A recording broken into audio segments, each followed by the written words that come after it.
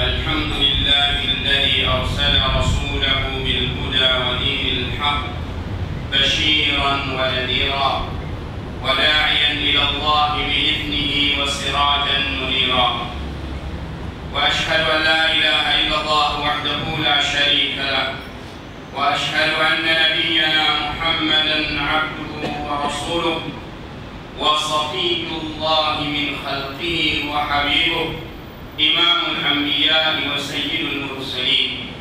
اللهم صل وسلم وبارك على نبينا محمد وعلى آله وصحبه وسلم تسليما كثيرا.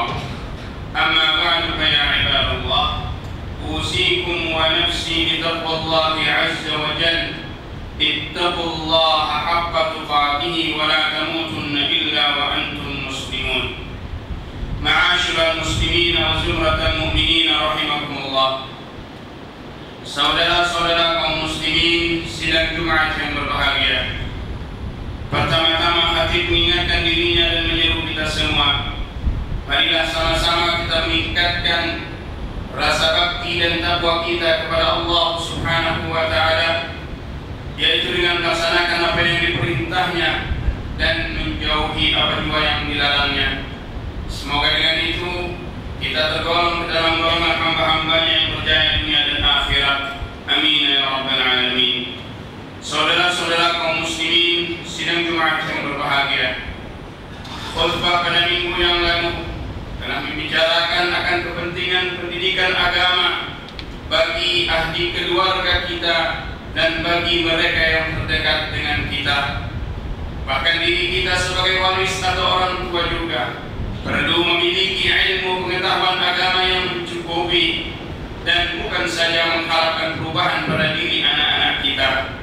Maka pada hari ini mimbar ingin membawa perhatian kita akan kepentingan untuk kita tidak mengabaikan sokongan dan pendidikan agama bagi satu lagi golongan di kalangan masyarakat kita. Mereka yang dimaksudkan ialah individu yang pernah menjadi pesalah laku dan pernah melakukan jenayah, tetapi kemudian ingin kembali ke pangkal jalan, memperbaiki diri dan kehidupan. Di sini saya ingin mengajak kita semua untuk meninjau kembali keluhuran, ketulusan akhlak baginda Rasulullah sallallahu alaihi wasallam di dalam mendukung pembangunan orang yang pernah melakukan kesilapan, melalui apa yang diriwayatkan oleh Imam Bukhari yang meriwayatkan bahwa terdapat seorang lelaki di zaman Nabi sallallahu alaihi wasallam yang suka membuat Nabi sallallahu alaihi wasallam tertawa dan menghiburkan baginda sallallahu alaihi wasallam. Namun malangnya beliau ini juga mempunyai kelemahan, yaitu tabiat meminum arak. Sudah berkali-kali dijatuhkan hukuman ke atasnya, namun tetap berulang, sehingga pada satu ketika seorang sahabat berkata, Allahumma, ya Allah, engkau timpakanlah laknatmu ke atas lelaki ini. Ketika itu Nabi sallallahu alaihi wasallam berkata, janganlah kamu melaknatinya, karena demi Allah aku tidak tahu kebaikannya kecuali beliau ini mengasihi Allah dan Rasulnya. Subhanallah. Inilah akhlak baginda sallallahu alaihi wasallam di dalam menyampaikan dan melihat kepada kebaikan setiap insan. Bukan saya ingin mengatakan bahwa kita membiarkan orang yang bermaksiat terus melakukan maksiat. Sekali lagi tidak. Tetapi apa yang dimaksudkan adalah bagaimana meskipun Nabi sallallahu alaihi wasallam mengetahui akan kelemahan orang itu, namun baginda sallallahu alaihi wasallam masih mengiktiraf kekuatan dan kebaikannya. Sebab sejahat manapun seseorang itu pasti ada unsur kebaikan pada dirinya, dan itulah yang diajarkan oleh baginda sallallahu alaihi wasallam di dalam kita melakukan dakwah. Hadirin sidang Jumat yang berbahagia, kita sebagai manusia yang banyak melakukan kesilapan, noda dan dosa, kita semestinya tidak pernah terlepas yang dilalaikan oleh syaitan sehingga kita melanggar perintah Allah Subhanahu wa Ta'ala. Untuk itu marilah kita sama-sama tundukkan diri kita pada saat yang mustajabah ini untuk memohon keampunan daripada Allah Subhanahu wa Ta'ala. Namun meskipun dosa kita ini menggunung tinggi, kita beruntung saudara-saudara sekalian bahwa rahmat dan kasih sayang Allah Subhanahu wa Ta'ala mengatasi kemarahan dan kemurkaannya. Oleh karena itu, marilah kita hayati firman Allah Subhanahu wa Ta'ala yang tertera di dalam surah Az-Zumar ayat 53 dan 54. A'udzu billahi minasyaitonir rajim. Qul ya ibadiyalladzina asrafu ala anfusihim la taqnatu min rahmatillah innallaha yaghfirudz dzunuba jami'a innahu huwal ghafurur rahim. Wa anibu ila rabbikum wa aslimu lahu min qabli an ya'tiyakumul 'adzabu thumma la tunsarun. Yang maksudnya, katakanlah wahai Muhammad, wahai hamba-hambaku yang telah melampaui batas terhadap diri mereka sendiri dengan perbuatan-perbuatan maksiat, janganlah kamu berputus asa dari rahmat Allah, karena sesungguhnya Allah mengampunkan segala dosa. Sesungguhnya Dialah Jua yang Maha Pengampun, lagi Maha Mengasihani. Dan kembalilah kamu kepada Tuhan kamu dengan bertaubat serta berserah bulat-bulat kepadanya sebelum kamu didatangi azab, karena sesudah itu kamu tidak akan diberikan pertolongan. Ma'asyiral muslimin wa zumratal mu'minin rahimakumullah. Saudara-saudara kaum muslimin sedang jemaah yang berbahagia, mafhum ayat ini, terdapat dua maksud di sebalik ayat ini yang ingin kita kongsikan bersama. Maksud yang pertama, Allah Subhanahu wa Ta'ala sentiasa menantikan untuk kita kembali tunduk kepadanya, untuk kita mengiktiraf kesilapan dan dosa kita kepadanya, agar Allah Subhanahu wa Ta'ala kemudian dapat mencurahkan sebanyak-banyak limpahan rahmatnya, kebaikan dan nikmat yang tiada terhitung oleh kita. Setiap malam Allah Subhanahu wa Ta'ala akan turun dekat dengan kita, menunggu pada sepertiga akhir.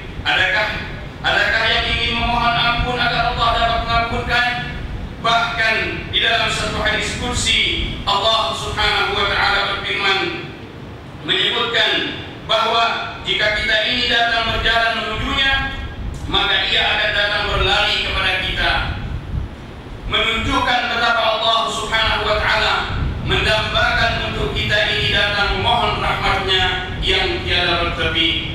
Mafhum ataupun maksud yang kedua dari ayat tersebut, selain daripada mengingatkan kita agar jangan pernah berputus asa dan merasa bahwa Allah tidak akan pernah ingin mengampunkan kita, ayat ini juga mengingatkan kita agar kita jangan pernah berputus harapan bahwa saudara mara kita yang masih jauh dari Allah tidak akan sekali-kali menerima hidayah daripada Allah lalu berubah. Allah Subhanahu wa Ta'ala juga mengingatkan kita untuk tidak memandang rendah kepada saudara mara yang mungkin belum tergerak untuk menerima hidayah Allah Subhanahu wa Ta'ala. Janganlah kita ini apabila melihat mungkin ada di antara saudara mara kita yang dikenali dengan maksiat atau masih mengabaikan perintah-perintah Allah Subhanahu wa Ta'ala, maka kita lontarkan kata-kata kesat kepada mereka. Kita pandang seorang terhadap usaha kecil mereka untuk mempelajari agama. Bahkan mereka lah yang seharusnya dibimbing dan diberikan ilmu pengetahuan agama. Kita boleh mengajaknya untuk terus berjinah-jinah dengan aktiviti atau kegiatan sukarelawan yang membantu orang lain. Pada masa yang sama, ketika membantu orang dan waktu sholat telah masuk, kita boleh mengajaknya untuk sholat bersama. Atau sekiranya dia belum bersedia untuk mengamalkan agama, maka jangan kita sisihkan dia daripada kita. Jangan kita lontarkan kata-kata yang boleh menyinggung maupun menjatuhkan air mukanya. Kita teruskan amalan kita sehingga hatinya menjadi lembut. Jika kita ada teman maupun ahli keluarga seperti itu, maka libatkanlah mereka dalam aktiviti kita bersama. Jika perlu, kita bantu mereka untuk membina kehidupan mereka semula menjadi lebih baik lagi. Mudah-mudahan dengan demikian Allah Subhanahu wa Ta'ala akan membukakan ruang di dalam hatinya untuk menerima hidayah daripada Allah Subhanahu wa Ta'ala. Hadirin sidang Jumat rahimakumullah, kita perlu pastikan selalu bahwa hati kita ini tidak dikuasai oleh perasaan sombong atau bongkah bahwa kita sudah lebih beragama maupun lebih baik daripada orang lain. Ini merupakan permainan syaitan yang perlu kita berhati-hati dengannya. Untuk yang sudah melazimkan diri mendengar ceramah agama dan melakukan kebajikan, maka beringatlah bahwa syaitan mungkin tidak dapat menghalang kita daripada beribadah, tetapi dia boleh menipu hati kita untuk timbul rasa riya, ujub dan sombong dengan amalan kita, sehingga pada hakikatnya kita kerugian dan tidak mendapatkan sebarang kebaikan daripada amal bakti dan ibadah yang kita lakukan. Saudara-saudara kaum muslimin sidang Jumat rahimakumullah, kita tidak tahu, mungkin saja orang yang kelihatannya seperti ahli maksiat pada satu saat sebelum kematiannya bertaubat dengan taubatan nasuha, sehingga ia diterima oleh Allah dalam kebaikan dan digolongkan dalam kumpulan mereka yang diridai oleh Allah Subhanahu wa Ta'ala. Bukankah pernah ada suatu kisah yang diriwayatkan oleh Imam Muslim bahwa seorang wanita yang sudah bernikah di zaman Nabi Sallallahu Alaihi Wasallam berzina dan kemudian telah menangguhkan hukumannya. Nabi lalu memerintahkan agar dilaksanakan. Selepas selesai daripada itu, Nabi Sallallahu Alaihi Wasallam lalu menyembahyangkan jenazah beliau. Maka Sayyidina Umar radhiyallahu anhu kemudian bertanya, "Ya Rasulullah, adakah kamu menyembahyangkan beliau sedangkan beliau sudah berzina?" Rasulullah Sallallahu Alaihi Wasallam menjawab, "Wanita ini sudah bertaubat dengan taubat yang agung, sehingga jika ia dibahagikan kepada 70 orang penduduk Madinah, niscaya cukup untuk mengampunkan dosa-dosa mereka." Maka kepada sesiapa yang merasakan bahwa dirinya berdosa yang amat banyak kepada Allah Subhanahu wa Ta'ala, janganlah berputus harapan, mohonlah pengampunan dan kekuatan daripada Allah Subhanahu wa Ta'ala, dan sentiasa berusaha meninggalkan dosa-dosa itu. Dan ketahuilah, begitu banyak peluang untuk kita meraih ampunan Allah Subhanahu wa Ta'ala. Terlalu banyak ruang dan peluang yang Allah kurniakan untuk kita mengejar rahmat dan pengampunannya. Nabi Sallallahu Alaihi Wasallam bersabda yang bermaksud, salat 5 waktu dan Jumat ke Jumat yang lain dan Ramadan ke Ramadan yang berikutnya adalah penghapus dosa di antara keduanya selama dosa-dosa besar itu dijauhi. Hadis riwayat Imam Muslim. Mudah-mudahan Allah Subhanahu wa Ta'ala memberikan kita bimbingan dan panduannya sehingga kita diterima di sisi Allah Subhanahu wa Ta'ala sebagai hamba-hambanya yang senantiasa mendapat keridhaannya di dunia dan di akhirat. Amin ya rabbal alamin. Barakallahu li wa lakum bil Qur'anil azim wa nafa'ani wa iyyakum bima fihi min al-ayati wa dhikril hakim wa taqabbala minni wa minkum tilawatahu innahu huwas samiul alim. Aqulu qawli hadha wa astaghfirullahal azim li wa lakum wa li sa'iril muslimin wal muslimat wal mu'minina wal mu'minat fastaghfiruhu wa tubu ilayhi innahu huwal ghafurur rahim.